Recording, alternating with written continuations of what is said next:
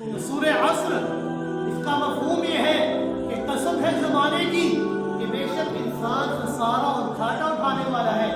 لیکن اللہ رب العزت نے استثناء کی 4 صفات بیان کی کہ وہ بندہ اپنے آپ کو خسارے اور گھاٹے سے بچا لے گا کہ جو ایمان لے کر آیا، لیکن ایمان صرف اقرار باللسان والا نہیں بلکہ تصدیق بالقلب والا، یقین والا ایمان لے کر۔ دوسری چیز اعمال صالحہ،